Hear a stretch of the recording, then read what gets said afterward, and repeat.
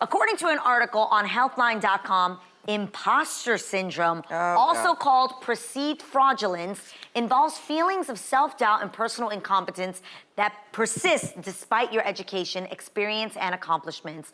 To counter these feelings, you might end up working harder and holding yourself to even higher standards.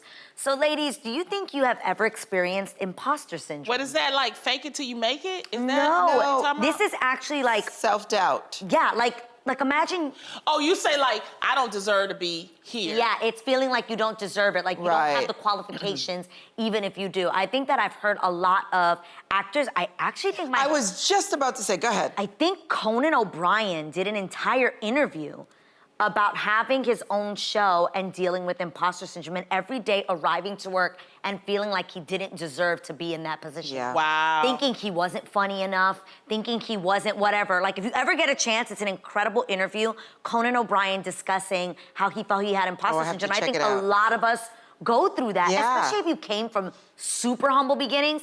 For me, sometimes it tends to be a mix of imposter syndrome mixed with survival. What is that called? Survivor's guilt? Yeah. And feeling like, why did I get out the hood and there's other people who couldn't or didn't? Or why didn't they survive? Or why don't they Right. have these opportunities? And I think that's where my faith plays a huge role. So it's called Yes. survivor's remorse.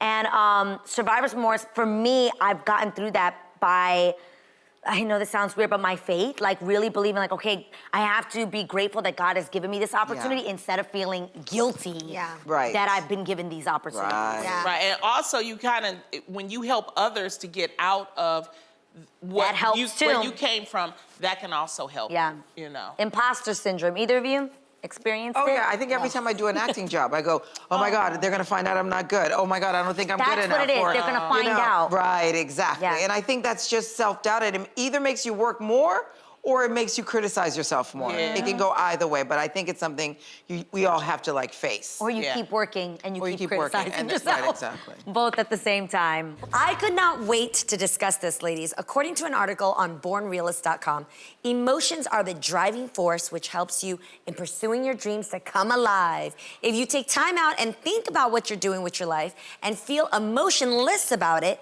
then it means that you're not doing what you should be doing. You are not doing what your heart desires. In fact, you are living others' dreams and life. Ladies, tell me, was there a dream others wanted for you, but you realized it wasn't what you wanted for yourself? You know, I've always been a person where I was told, if you go to college and you get a good job and you get good benefits, you'll be happy. And then I went to college, I got a good job, and I wasn't happy. Yeah, right. Yeah. So that's supposed to be the American dream, because the American dream is actually having a house with 2 kids, 2.5 kids, Right. and being married and having a good job with some Is that benefits. half a dog? Oh yeah, I think it's like a half a dog as 0.5? well. I don't Yeah. know. I was like, That's- what's the 0.5 I don't of know a if it's a kid? dog. Yeah, but- that's what they, you know what I mean? But that, to me, that was the dream that somebody set. I was not happy once and you know, and it's like, and at a certain point when I was 22 years old, and I'm sitting here looking at these, you know, men that are in their 50s, and I'm going, is this what life has to be about? I mean, Right. is this this it? supposed to be the Right.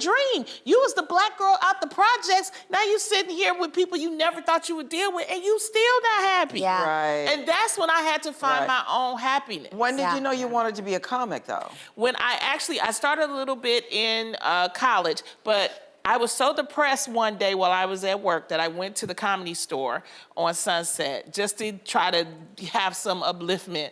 And I saw all these guys doing comedy, and I only saw one female. Oh. And I said, there gotta be more females doing this. And then that's when I started researching. And because I did kind of dabble a little bit in college, I just started going out to the clubs, and that's what started me off. And that actually became my dream. Yeah. So I would have to say that the dream that society put for me was not my dream. And I Right. explain that to children, especially my nieces and nephews. Like, okay, just because I want you to be a doctor, that don't mean you have to be a doctor. Right. You know, and it's so important. important as kids. And you about to be that mommy. You let that baby discover what they like and pay attention to it. Because I wish my mom would have did that. I paint.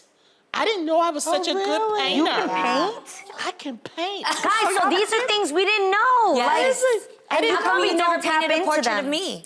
I will one day. Thank you. Paint a portrait of Baby J. Please, thank you. Just make sure, to put a button on this. Yeah. Dreams are your dreams, Yeah. not everybody else. Let your children live their life. Let them Yes. find their dream. Yes. That's all Yeah. I ask.